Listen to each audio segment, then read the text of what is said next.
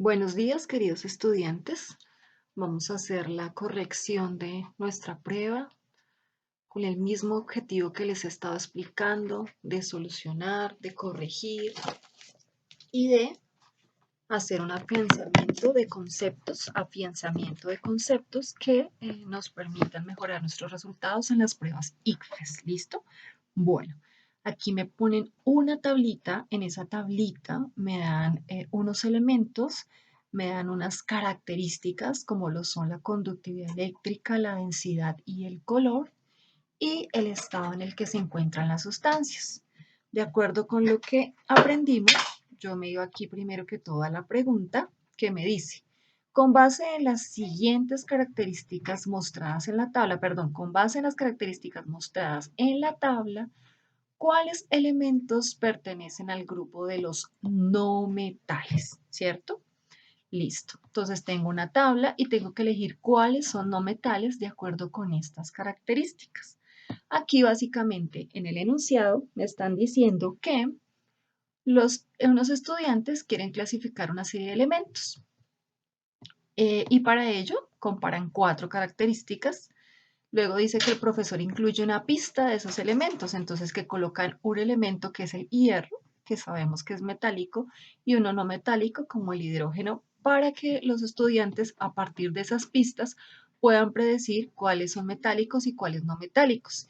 Y en la pregunta, básicamente, requieren saber cuáles son no metales. ¿Listo? Aquí que vamos a recordar que los metales son brillantes, ¿cierto? Que son sólidos y que conducen la electricidad. Eso es muy importante. Entonces, con esa característica y recordando que se les enseñó que de todos los metales el único que se encuentra en estado líquido es el mercurio, entonces la primera pista sería indicar que los que están en estado gaseoso serían no metales, estos 3. En cambio, los que están en estado sólido pueden ser metales. Efectivamente, aquí este es sólido y es gris plateado, ¿cierto? Aquí efectivamente este es sólido y este es brillante, este sólido es plateado. Los metales son brillantes, esa es su característica. Y además, estos sólidos podemos ver que conducen la electricidad y es una característica también de los metales, al igual que la conductividad térmica. Por eso, como los que vemos aquí, ya sabíamos el hidrógeno, entonces la respuesta correcta era X y T, porque están en estado gaseoso y porque ya sabemos que los metales se encuentran en estado sólido. Por eso la respuesta correcta aquí era la B, X y T, que son no metales, por estar en estado gaseoso, por no ser brillantes y por no conducir la electricidad. Además de que tienen muy baja densidad. Esas son las características. Sin embargo, ¿qué debería haber sido la única característica que yo hubiese usado para responder esta pregunta rápido? Debería haber recordado pues, que los metales todos son sólidos. Entonces los no metales pues están algunos en estado líquido y otros en gaseoso. Y de esta manera rápidamente yo hubiera podido encontrar que la respuesta correcta era la B. Aquí, en esta pregunta, entonces me están hablando de algo que hicieron unos estudiantes. Tienen unos meses y tienen unas temperaturas en el 2013 y en el 2014. Dice que básicamente ellos lo que querían hacer era registrar la temperatura de los 5 primeros meses del año y que quieren comparar las temperaturas y presentarlas a sus compañeros en una gráfica. Ya habíamos hablado de que la mejor forma de comparar son 2 barritas, porque las 2 barras, al verlas igual, pegaditas, nos van a permitir comparar los valores. Por eso la respuesta correcta es la C. Aquí básicamente yo tengo porcentajes y demás, pero no logro evidenciar bien cuáles son las variaciones entre un año y otro año. Aquí lo mismo. Y aquí los tengo en diferente gráfica, pero me queda un poco más difícil compararlo. Realmente una gráfica de comparación es donde yo quiera comparar datos, es donde yo veo 2 barritas pegadas que me permiten fácilmente poder evidenciar la variación de un determinado mes o de un determinado dato. Listo. Aquí básicamente me están hablando de un experimento de ranas, ¿cierto? Y me hablan básicamente de 3 tanques. Dice, en un experimento se colocaron 3 tanques con igual número de huevos de una especie de rana. Dice que uno de ellos se puso con luz solar directa, que es esta línea punteada, otro con una UV bloqueada, que es esta.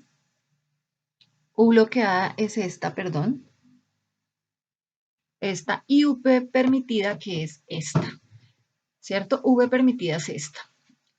Ahora, sin embargo, resulta que yo no veía bien en la gráfica y era difícil diferenciar para mí cuál era la bloqueada y cuál era la permitida. Ya les digo cómo podíamos descartar esa pregunta. Listo. Resulta que aquí me dice que dice lo siguiente. Dice, cada día se hizo un conteo de los individuos sobrevivientes y con estos datos se generó la siguiente gráfica de probabilidad de muerte en cada estanque. En el eje X vemos el tiempo y en el eje Y vemos la probabilidad de muerte. Es decir, que entre más arriba está aquí, pues hay mayor probabilidad de muerte y entre más abajito, pues menos probabilidad de muerte. Luego me dice, ¿en cuál tanque debería colocar los huevos de rana que se recogen del ecosistema? Ahora, ¿cuál es la condición? Si se quiere aumentar la población de esta especie, ¿cierto? Entonces la idea es tener el mayor número de ranas posibles. Y entonces yo debo elegir cuál me sirve. ¿Listo? Entonces yo tenía que hacer una lectura de esta gráfica en primera instancia. Fíjense que en esta gráfica punteada, que es la luz directa, yo encuentro que el número de muertes aumenta con el tiempo y con la exposición a la luz, ¿cierto? Lo mismo me pasa con esta luz bloqueada. Y en cambio, con la V permitida, yo puedo ver que hay menos porcentaje de muertes de las ranas como tal. Listo. ¿Cómo descartaba esto? Entonces, miremos, en el de la luz solar directa, porque la población de individuos se reduce drásticamente. Entonces, esto es verdadero, ¿cierto? Se reduce, pero lo que queremos es, porque aquí me están diciendo, lo que queremos es aumentar la población de esta especie. Por eso la respuesta no puede ser la A. B, en el de la luz solar directa, porque la probabilidad de muerte de los individuos es igual sin importar el tipo de radiación que reciban. Eso es falso. Ya vemos que la radiación sí afecta las probabilidades de muerte de las ranas. C, en el de UV bloqueado, porque la exposición a la radiación UV reduce el número de individuos de la especie. Entonces, esta no es correcta. ¿Por qué? Porque recuerden que necesitamos aumentar la especie. La respuesta correcta es la D, en el V permitida, que es esta de abajo, porque la probabilidad de supervivencia de los individuos de esta especie aumenta cuando se exponen a radiación UV directa. ¿Qué es lo que necesitamos? Que los individuos de la especie aumenten. Entonces, si de pronto ustedes estaban confundidos entre esta y esta, ¿cierto? Y no habían notado que esta era la permitida y esta era bloqueada por la calidad de la imagen, sí teníamos que tener claro que entre la C y la D, ya sabíamos que no podía ser la luz directa del sol porque ya veíamos que esa presentaba una alta mortalidad. Sí teníamos que saber que aquí el número de especies básicamente necesitábamos que aumentara. Por eso no nos podía ser la opción C y no podía ser esta opción porque necesitábamos era aumentar el número de especies. Y por lo tanto la respuesta correcta era la D. Listo. Vamos con la siguiente pregunta. Entonces, acá vuelven y me piden que elija una gráfica que me permita comparar dos fósiles, el combustible fósil y el combustible de aceite de palma. Entonces, volvemos al mismo punto y es que lo más fácil para comparar los datos puede ser unas gráficas de barras. Sin embargo, aquí tengo la B y la D y ambas son gráficas de barras. ¿Cómo podía elegir esta o esta? Entonces, básicamente, recuerden pues que aquí debía estar la temperatura. ¿Por qué? Porque si yo coloco aquí, pues no voy a saber, esta tiene temperatura 60, esta tiene temperatura 80, esta temperatura 120. No, este valor, esta escala no corresponde con estas barras. Por eso esta es totalmente ilógica. La respuesta correcta es la D, donde yo puedo comparar y además de eso, pues acá tengo una escala donde sé que el punto de inflamación de uno es 160, en cambio el del otro es 70 y en cambio estos, la capacidad calorífica del uno es tanto y del otro es tanto y puedo comparar los datos de los dos combustibles. ¿Listo? Entonces la respuesta correcta es la D. Barras cuando quiero comparar y sobre todo importante mirar los ejes, ¿cierto? Esta pues es ilógica, estas barras no corresponden a estos valores. ¿Listo? Para que lo tengamos en cuenta. Aquí en esta pregunta era leer la imagen, básicamente. Ahí me dice que tienen una sal común de cloruro de sodio, ¿cierto? Y me dan esta imagen. Entonces luego me dicen, del anterior modelo se puede deducir que cuando la sal se disocia en agua, es decir, que cogieron la sal y le agregaron agua. Entonces me dice que es correcto.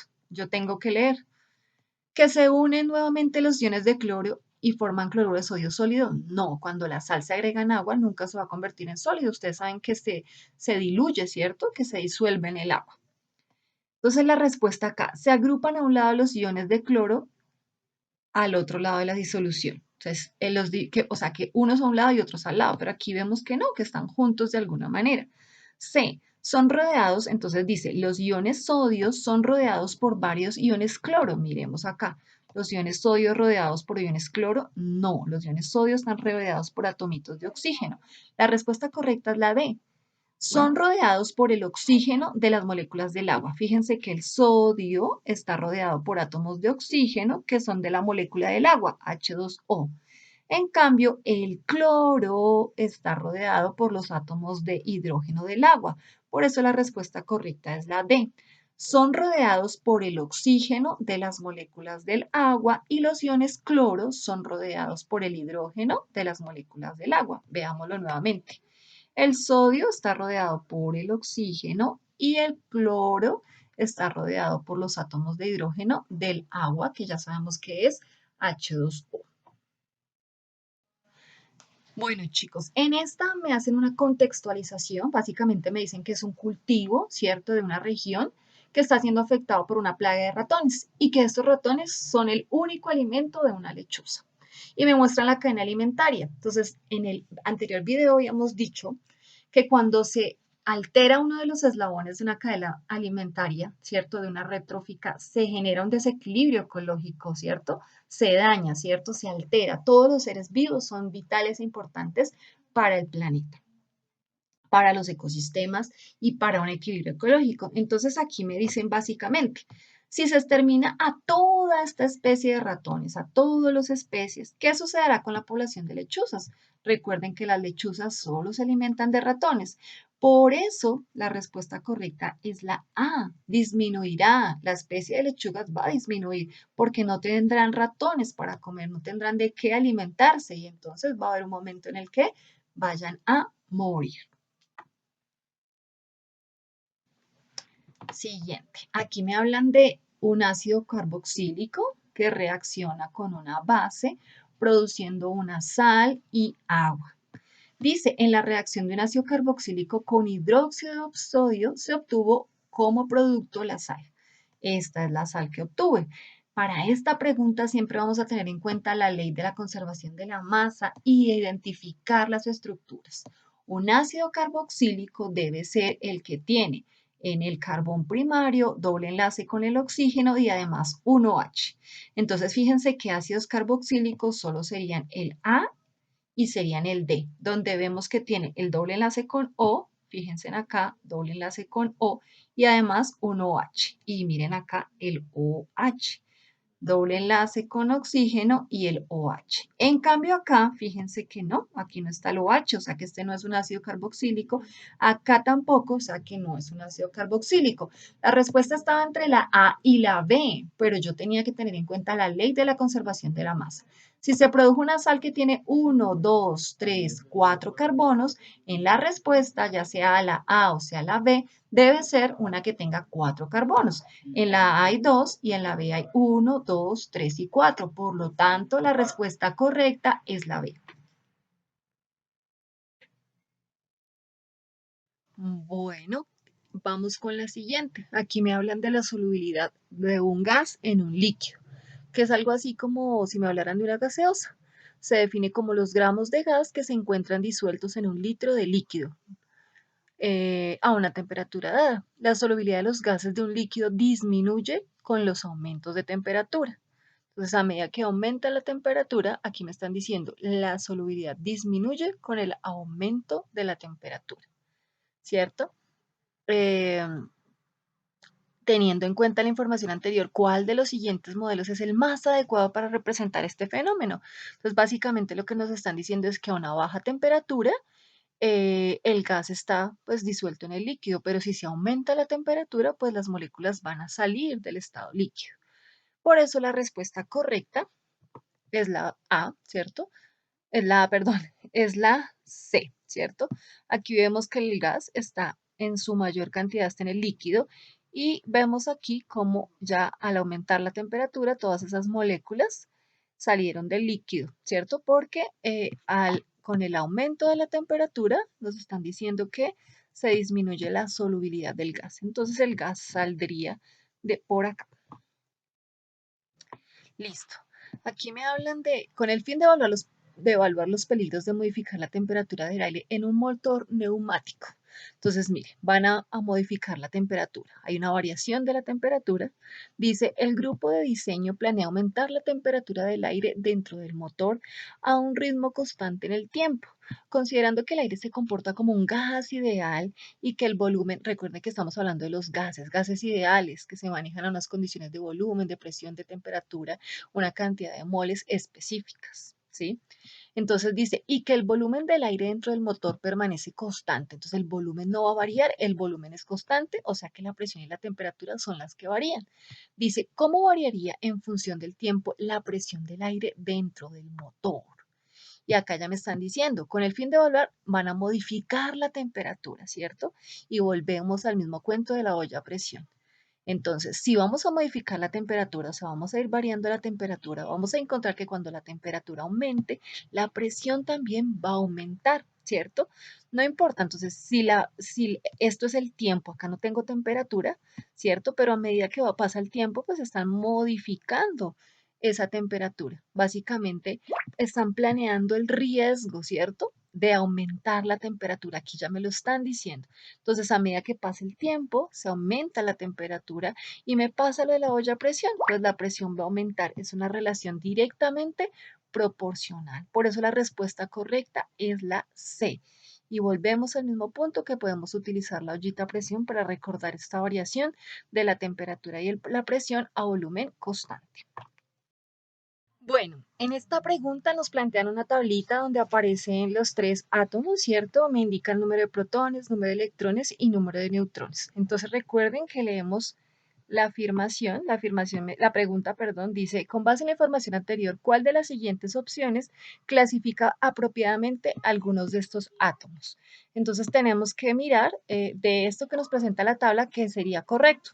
Por ejemplo, A, los átomos 2 y 3 son átomos neutros. Entonces, miremos, recordemos que los átomos neutros son aquellos que tienen la misma cantidad de protones y electrones. Fíjense que el 2 y el 3 no tienen la misma cantidad de protones y electrones. Tienen 15, 18 y 16, 16 respectivamente. Entonces el 3 sí, pero el 2 no. Fíjate que el 2 tiene diferente cantidad de protones y electrones. Siguiente. Entonces la A no puede ser. Los átomos 1 y 3 son isótopos. Recuerden que para ser isótopos deben tener el mismo número de protones. Entonces, el 1 es 15 y el 3 es 16. No son isótopos, no son átomos del mismo elemento porque tienen diferente número de protones. Los átomos 1 y 2 son iones. ¿Qué es un ion? Recuerden que un ion es aquel que tiene diferente cantidad de protones y electrones. Entonces serían iones el 1 que tiene 15, 12, el 2 que tiene 15, 18, en cambio el 3 no. Por eso el 1 y el 2 son iones. Tienen diferente cantidad de protones y electrones respectivamente. Por eso la respuesta correcta es la C. ¿Listo?